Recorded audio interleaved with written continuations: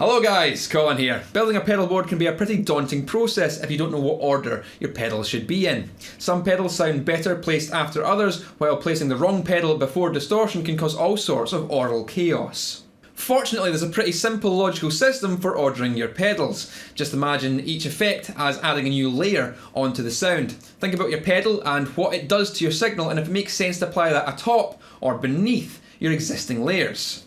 So let's go through the main types of effects and see where they should go. Utility!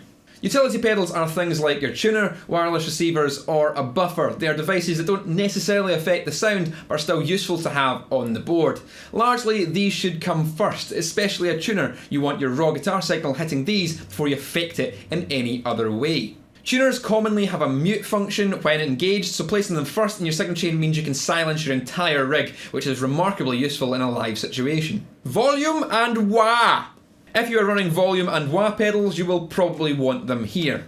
Volume pedals work just like your guitar's volume control, except controlled by your foot. So placing them first in the signal chain before all the rest of your effects will give the most natural swells. Wahs are a selectable frequency boost, and they too work better ahead of all your other effects. Wahs sound vastly different if you place them before or after distortion. Before distortion, wahs sound much more consistent and refined. You're applying distortion on top of a moving EQ, keeping everything fairly consistent. Wahs after distortion are a lot more pronounced and wild. You're boosting a narrow frequency band of that distorted sound, and that can produce some unpredictable and sometimes painful results. This one is largely considered to be a point of preference, but based purely on the way the effects behave with each other, wah first makes more sense. Pitch shift.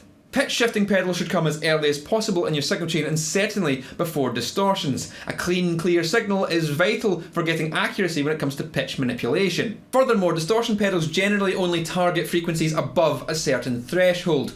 Low frequencies sound really messy when distorted, so any pitch shifting that lowers the pitch should certainly come before the distortion to keep everything as tight as possible.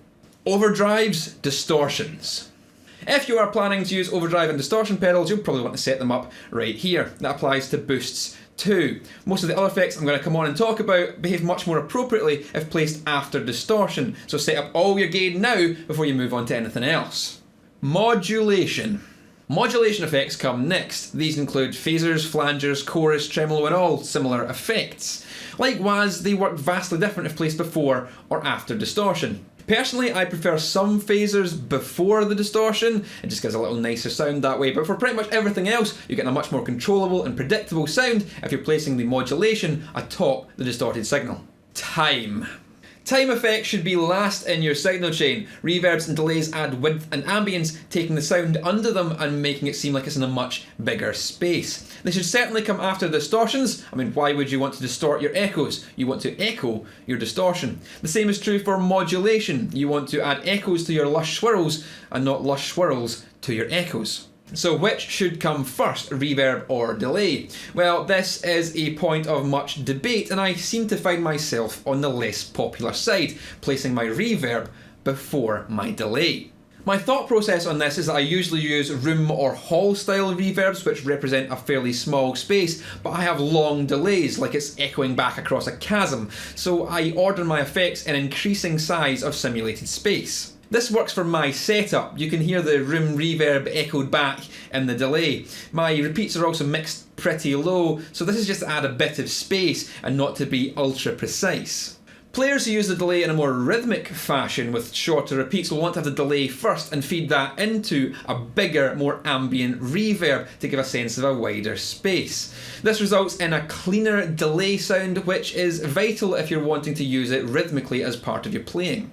So really the order of reverb and delay is down to personal preference and the style of music that you are playing. Really, the one representing the smaller space should come first, but as long as they're both after all your other effects, you can't go wrong.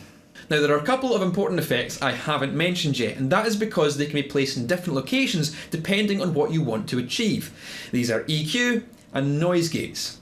EQ. EQ pedals are generally used as a corrective measure to cut out some troublesome frequencies or to boost up those lost by other effects in the chain. It's for that reason they can conceivably be placed anywhere to target specific problem areas. Placing first allows you to reshape the sound of your guitar's pickups ahead of any effects. Before distortion means you can select the frequencies you want the distortion to emphasise. After distortion is really useful if the distortion creates harshness in certain frequencies you'd prefer it didn't, and you can even place an EQ right at the end of your signal chain should you want to reshape the whole thing, but at that point you probably should have just done a better job of setting up your effects in the first place. EQ is one of these effects where you have to have a specific purpose to use it. Once you've pinpointed your area of trouble, that's where you can place the EQ in to start to fix it. Noise gate. Noise gates are similar in that they are corrective by nature, and depending on what kind of noise you want to fix will depend on where you want to place them in your signal chain. Having a noise gate first means that it will cut out low-level noise from your guitar pickups before any of your effects have a chance to amplify it. Now that's great if you get high output pickups, otherwise you might find that in this placement it starts to eat into the sustain of your notes. If you have a boost or overdrive pedal on your board, then you may want to put the noise gate after those. Boost and overdrive give extra juice and sustain to your notes, and placing the noise gate afterwards means that you can ring out those long notes without any fear of being prematurely cut off.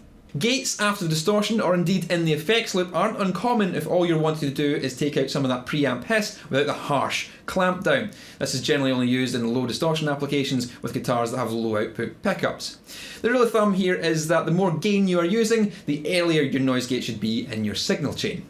Oh, also don't place any noise gates after reverb and delay, not unless you want to cut off all your lovely reverb tails and echo repeats. Oh yeah, and then there's fuzz. Fuzz is a massive pain in the arse when it comes to playing nice with other pedals. Vintage style fuzzies expect to see a high impedance signal like those coming directly from your guitar pickups, and they start to do really strange and awkward things if fed with a low impedance signal like the kind of signal that comes out of any other effects pedal. So fuzz throws out all of the rules and usually needs to be placed before literally everything else. That said, fuzzies can be pretty fussy, and different types will have different preferences on just how nice they want to play with the other kids. So experimentation is going to be key for finding out where the fuzz should sit in your arrangement, but if you're finding it sounds rubbish or weird or unpredictable, then try making it the very first thing your guitar connects to.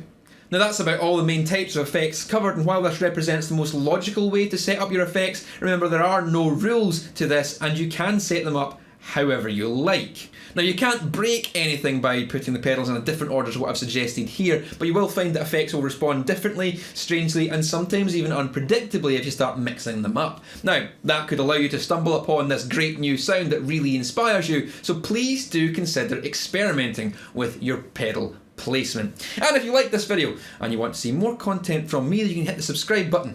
Patreon's also there for exclusive secret stuff if you want to support me, and there's other videos you might not have seen. But anyway, that's it for just now, so keep it loud, and I'll see you later.